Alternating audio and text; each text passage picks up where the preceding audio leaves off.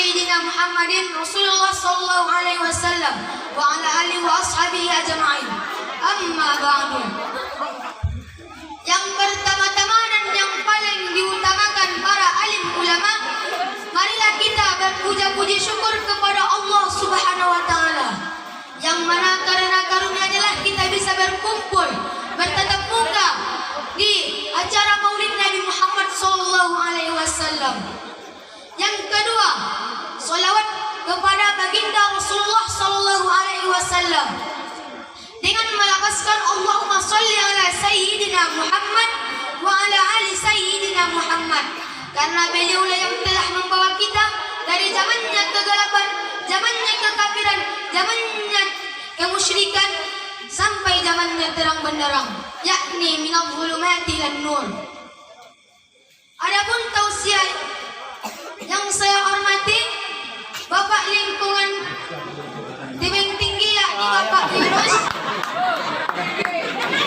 Saya tinggi. Bapak, aku yang jangan pada kesini.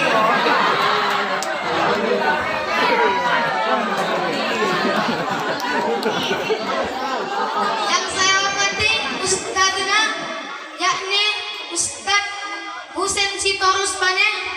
Yang saya hormati para ibu-ibu dan bapak-bapak, dan yang saya sayangi teman-teman dan adik-adik yang sekalian.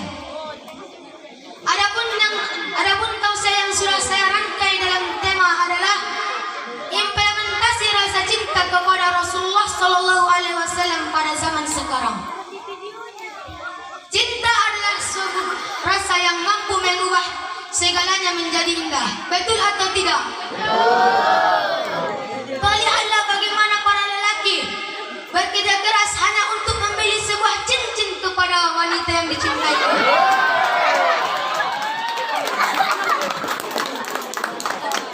Bagaimana dia mengkutip-kutip pohon lantu untuk cewek. Yang penting cewek itu bahagia. Cinta juga mampu melakukan sesuatu hal yang tidak sanggup dia lakukan. Dan luar biasanya, cinta juga menjadikan sesuatu yang tak mungkin menjadi mungkin.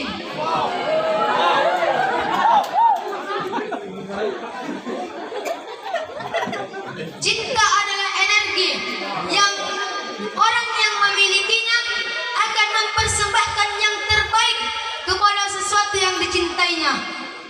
Seperti perkataan ini, untukmu lah sayang apa yang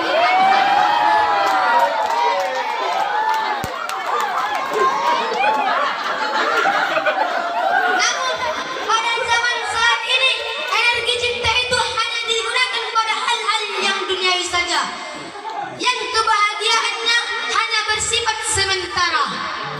Lihatlah betapa banyak pribadi generasi muda Islam yang cinta pada pribadi dan figur yang bukan Islam, seperti BTS, Blackpink dan lain sebagainya.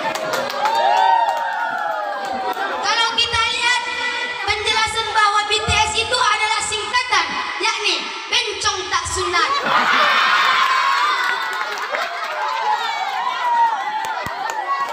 Apakah kakak ini mau menikah sama bencong?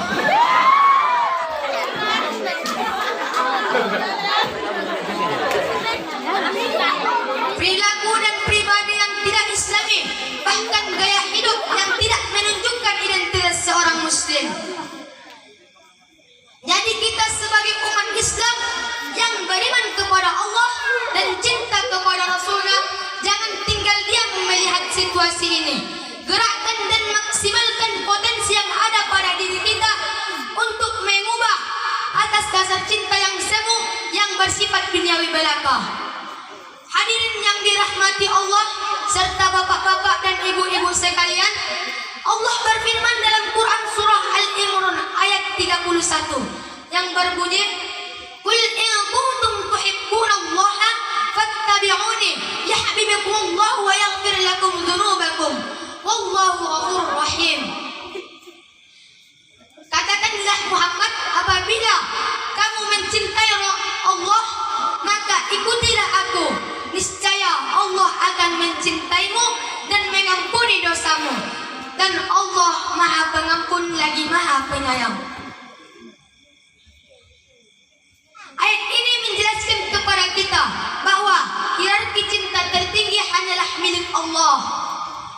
Dan ayat ini juga menunjukkan kepada kita bahwa ketika kita mencintai Allah, maka kita harus mengikuti seluruh ajaran Rasulullah. Dan di saat kita mengikuti seluruh ajaran Rasulullah, disitulah kita membuktikan rasa cinta kita kepada beliau. Hadirin wal hadirin hafizahumullah, rasa cinta kepada Rasulullah tidak hanya sekadar pernyataan lisan, namun lebih dari itu. Kita lihat banyak yang diposting di Facebook, di TikTok, aku cinta Rasulullah, aku sayang Rasulullah, tapi membuka jilbab, membuka aurat, berpacaran. Apakah itu dilarang Rasulullah?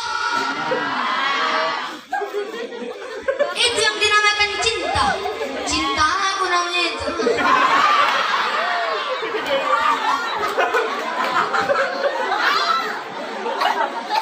Ikhwanul iman, saudara seiman, adapun implementasi rasa cinta kepada Rasulullah di zaman ini setidaknya ada 3 hal. Yang pertama, ibadah, khususnya ibadah sholat. Lihatlah hadirin betapa giatnya Rasulullah menjaga ibadah ini. Biarpun beliau melaksanakan kegiatan dan aktivitas super sibuk, beliau tetap dicaci maki oleh penduduk Mekah, beliau tetap melaksanakan ibadah ini.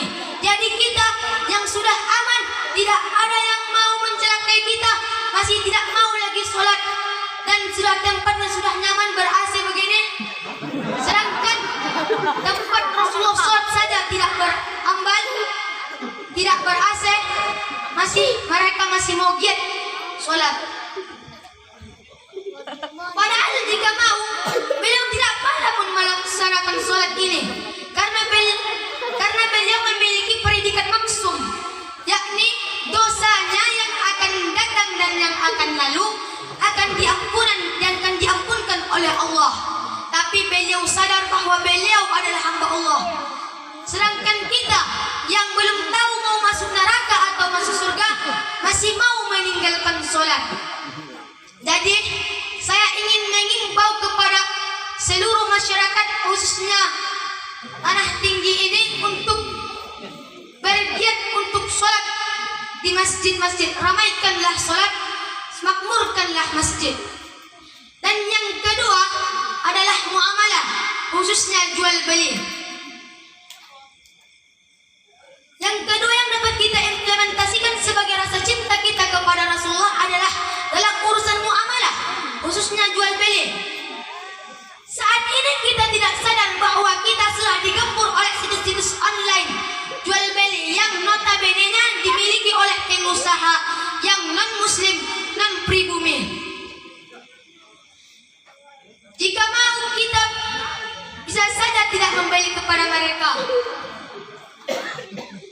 Jadi lebih baik kita membeli kepada saudara-saudara kita, apalagi mereka itu tetangga-tetangga kita. Karena mereka lah yang akan membantu kita di saat kita sakit. Apakah ada di antara kalian yang kalian sakit, datang orang Kristen, datang orang Hindu menjenguk kalian? Ulah disalib orang tuh kamu.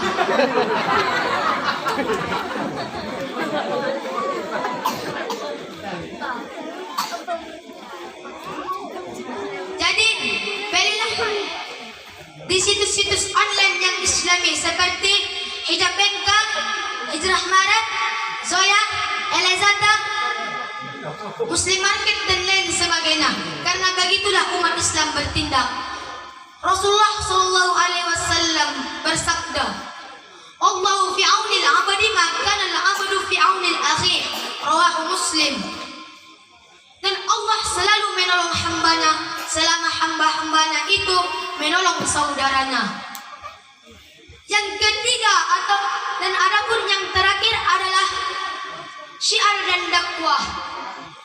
Hal ini sangat relevan mudah mengingat kecanggihan teknologi pada zaman sekarang ini yang menjadikan ruang dan waktu begitu sangat dekat.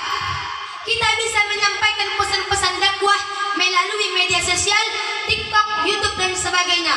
Bukan kita sampaikan BTS, Blackpink, goyang-goyang apa nama goyang-goyang tuh? Oh, Parkour.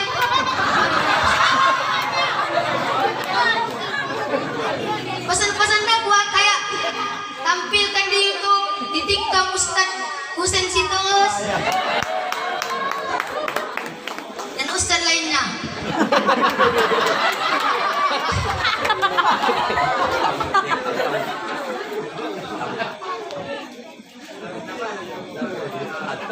Rasulullah Shallallahu Alaihi Wasallam berpesan dalam